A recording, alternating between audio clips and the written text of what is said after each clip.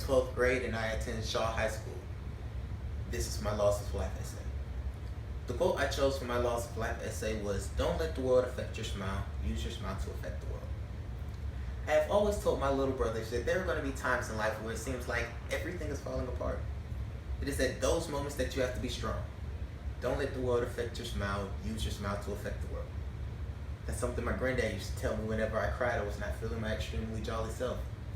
I know firsthand how hard that may be to do, but once you have been there and you're put in a situation where all you really want to do is cry, once you recover from whatever you're going through, it is almost impossible to let anyone or anything break that smile. It not only makes you wiser, but with wisdom comes greater strength and happier days. My 6th grade year in middle school, I lived in Macon, Georgia. I was hopping house to house, each one being worse than the last, and I didn't have clothes and shoes.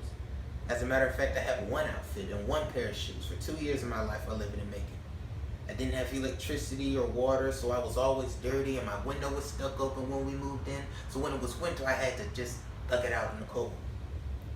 There were times where I had to go multiple days without eating, and in school, I would get my tray took at lunch almost every day because people thought I was lame. I was young, weak, and at the time, I had lost all faith and figured that this was the life that God had wrote out for me to live. It was not until about a year and a half passed when I realized that nothing was right. This was not the life an 11-year-old boy was supposed to live. Remember, I was laying down in my bed and something literally just clicked in my mind, and from that moment forward, things started changing at light speed.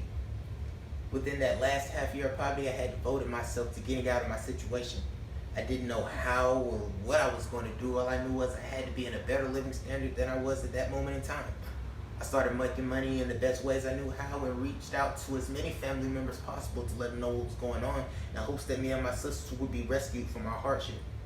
Nothing happened overnight, but within a 6-month time span, me and my sisters made it to where we ate every day and we wore something different every day.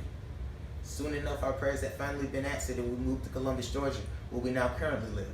We've also each found our niche, and from there, the rest is history. Looking back, if I had the opportunity to go back and change everything I had to go through, I wouldn't. Struggling made me the man I am today. It taught me responsibility, built character, and taught me how to appreciate the little things in life.